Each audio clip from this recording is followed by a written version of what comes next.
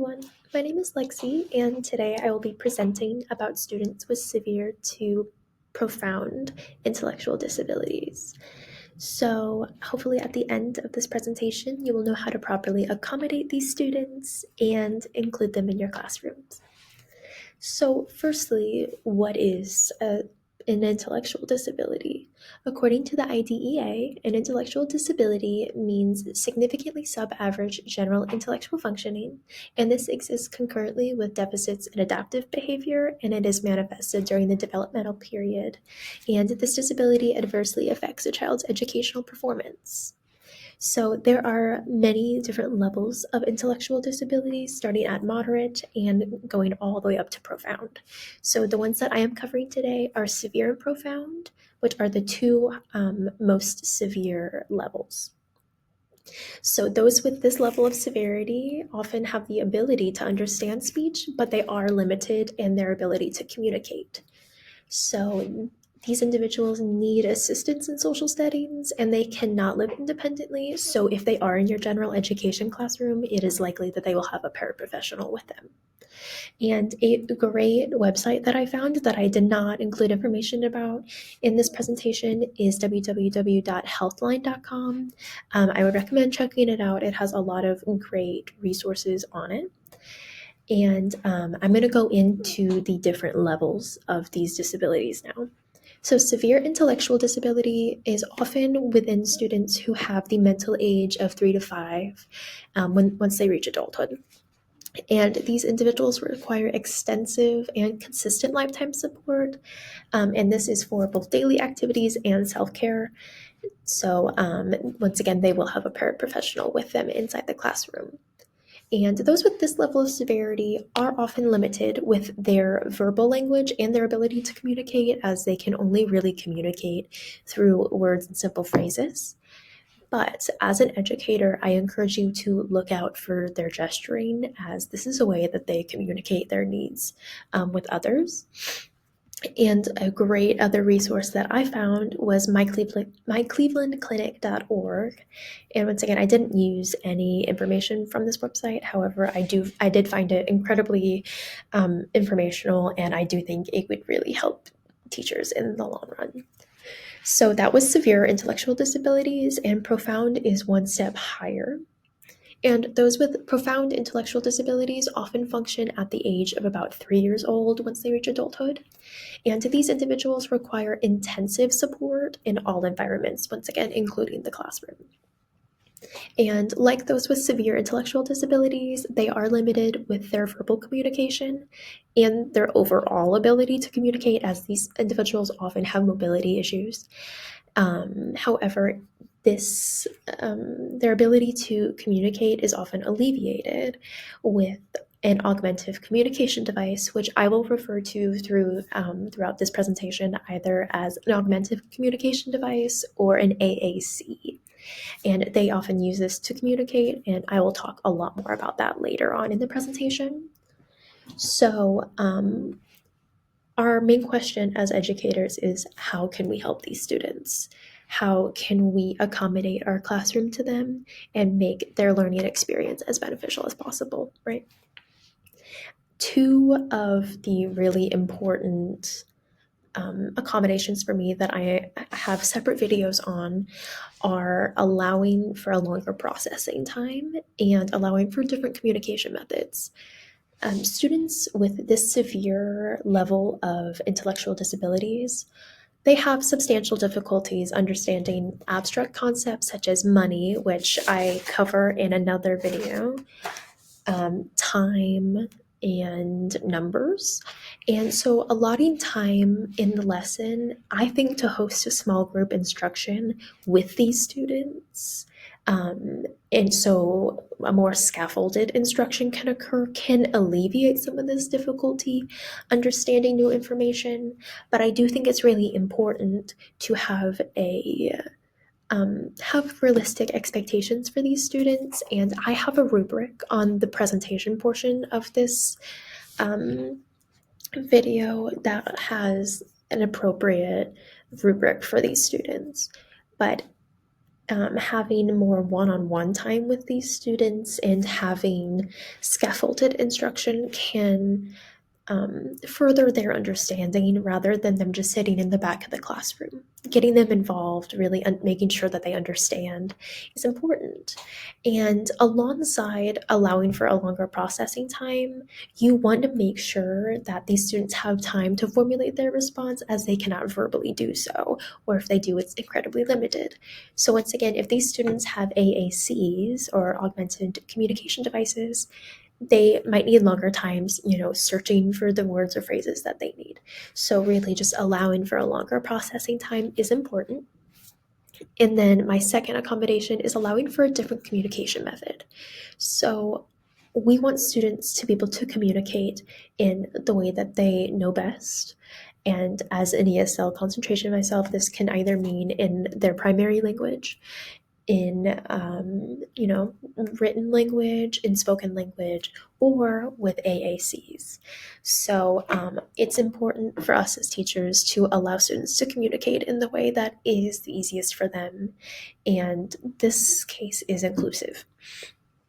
By allowing students to communicate with their AACs, especially ones with eye trackers, this is a great thing that I didn't know about before I started researching for this presentation. There are devices that can track students' eye gazes. And for students with mobility issues, this is a game changer. So if students can utilize these, they would be able to independently respond to questions. And with this technology, students could answer questions and then a para could scribe their responses. So that's a different way of allowing students to demonstrate their knowledge by having a scribe. And I touched on that one in a separate video, so I won't explain that too much. And the opportunities are endless when you adapt the communication to the student's level. You always want to meet the students where they are and not the opposite way. We want students to grow and learn in our classrooms and not struggle. And another way that I did also touch on in the other videos was utilizing CTD, which is constant time delay. This is a strategy that can guide students to answer the questions based on controlled prompts.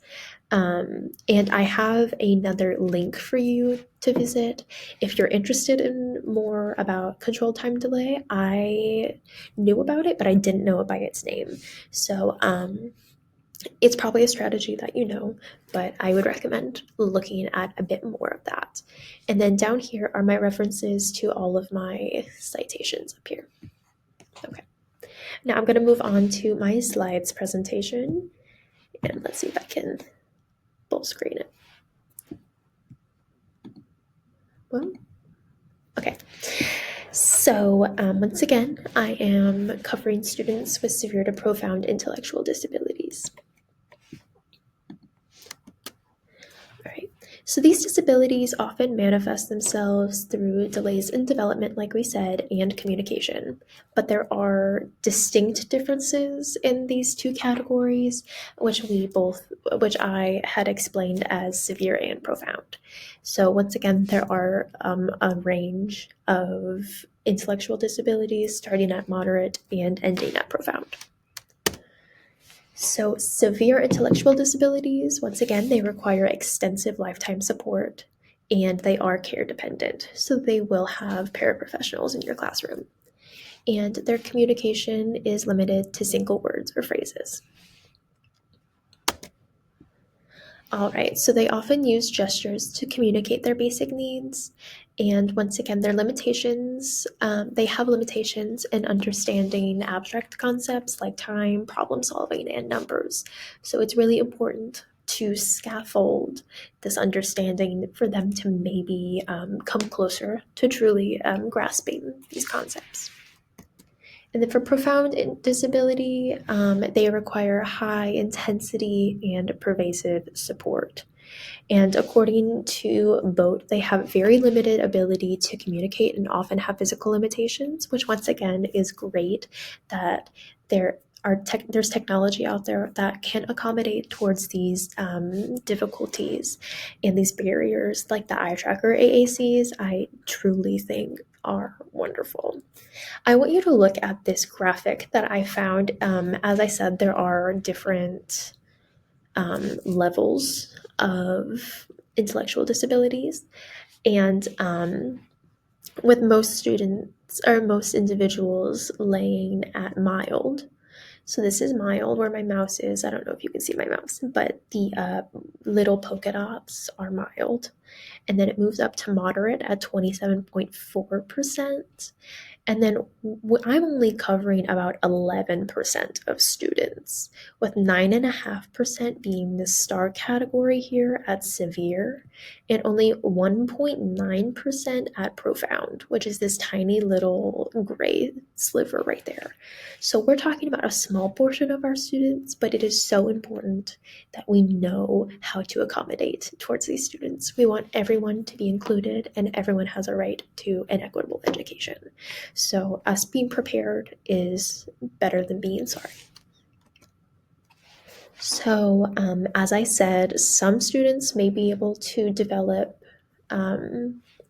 nonverbal communication with these AACs. And once again, I talk about this later in the presentation. But if you are unsure of what I'm talking about, it's kind of like an iPad with a database downloaded to it where they can communicate through text to speech or picture to speech, depending upon their capacity. All right, so severe and profound intellectual disabilities, these are differentiated based on their limitations of adaptive behavior. So their ability to adapt to change, adapt to new concepts in new environments. That is how these are differentiated, their ability to do so. And according to ScholarWorks, theoretical foundations were based on the work of Dewey-Vygotsky, who argued that appropriate education includes elements of communication, self-actualization, and social justice. So once again, we have a small percentage of these students who would be in our classrooms, but it is so important for us to be able to include them in our classrooms. We must represent and advocate for all of our students, and we cannot do so without accommodating to them. Which brings me into my accommodations. So I had already briefly touched on this, and this accommodation is in a video, but allowing for a longer processing time.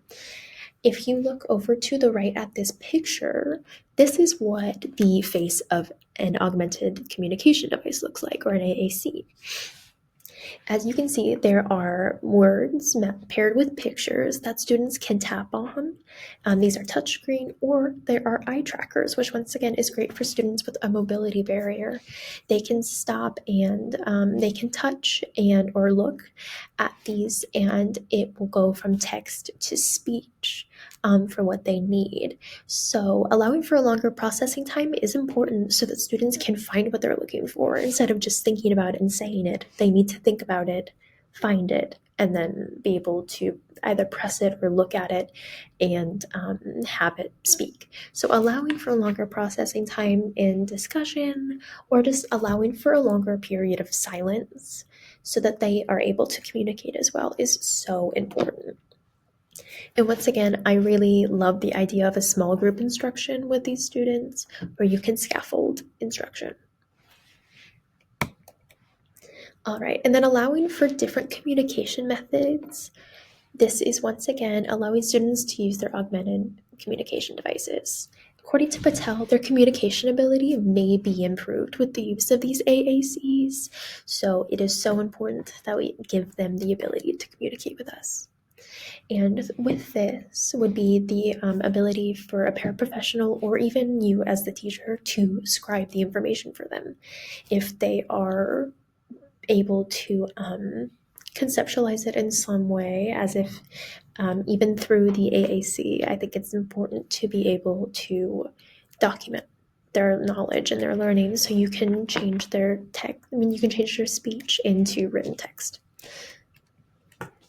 And according to Browder, teachers should encourage a broad range of communication skills, including non-symbolic communication. So this is through facial expressions, eye gaze, and just being able to pick up on things like gestures as well, including these types of lessons where you can really hone in on facial expressions, emotions, where someone's looking. This is really great for them to broaden their communication ability and allow them to communicate in a way that doesn't depend on someone else. Another great strategy is using constant time delay. And this is a prompting strategy that can be used effectively to teach a variety of skills and tasks, according to Nevada Dual Sensory Impairment Project. And once again, this is something that I knew about, but I didn't know it by name.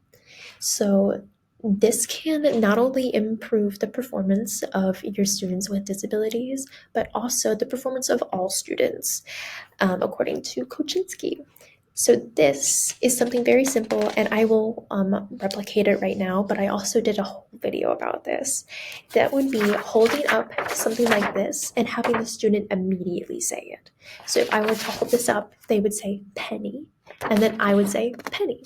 But if they don't get it or don't know what it is, I would hold it up. If they didn't say it, I would immediately say penny, and we'd put it down. It's just an instant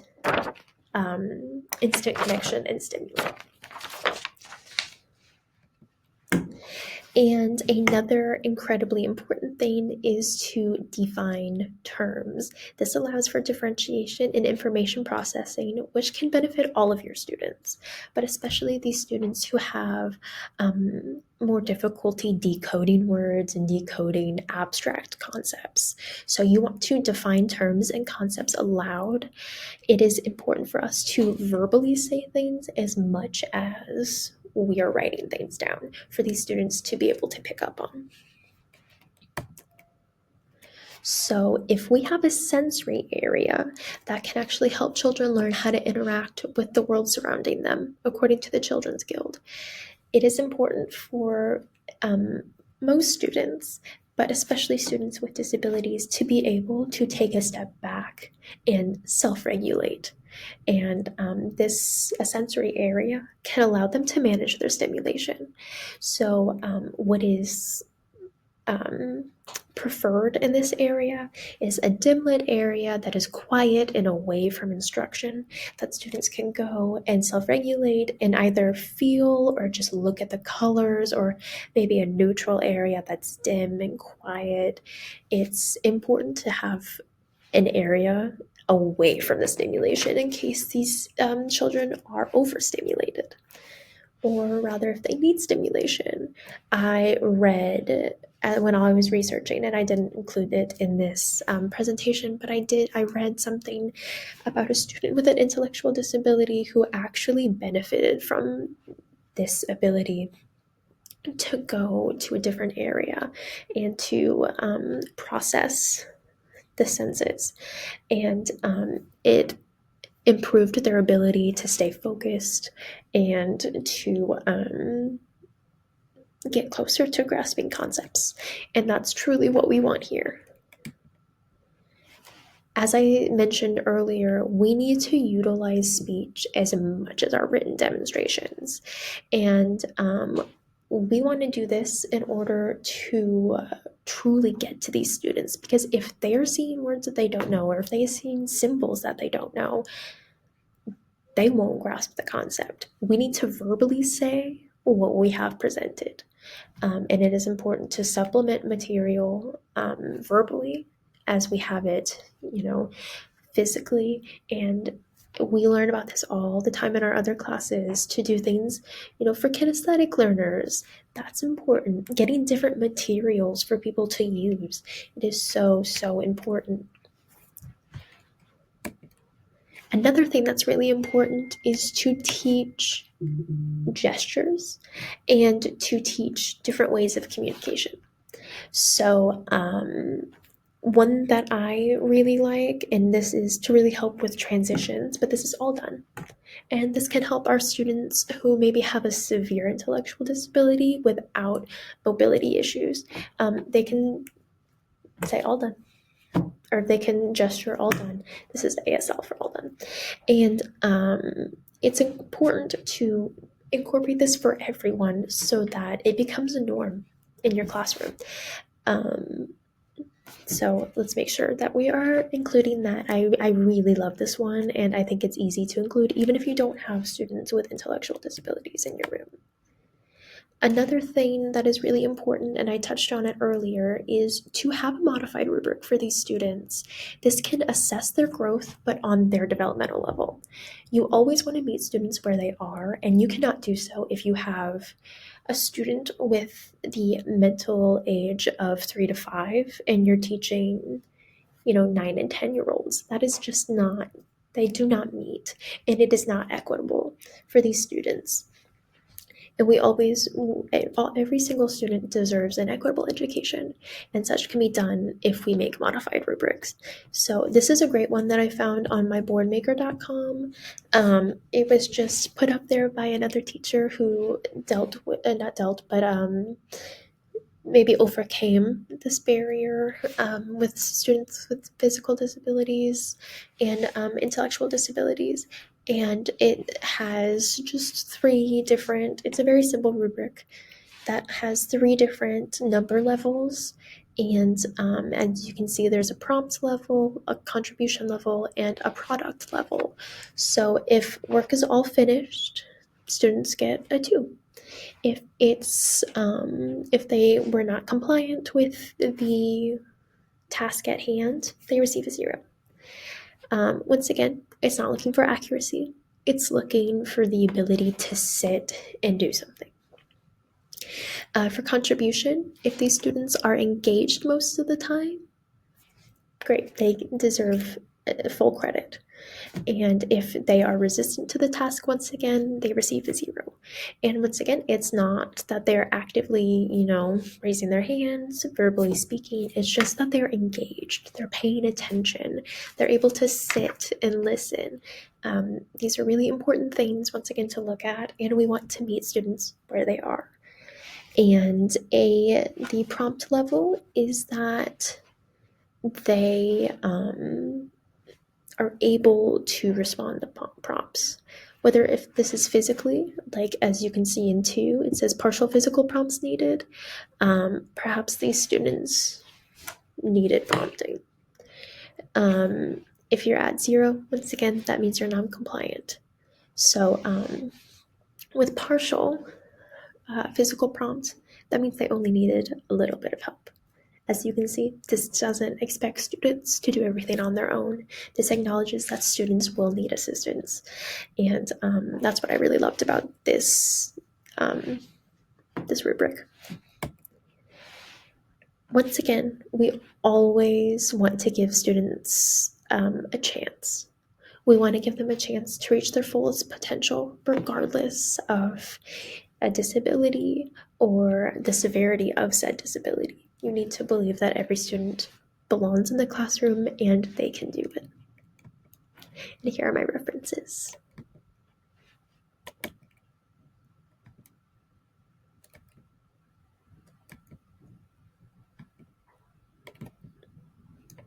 Thank you so much.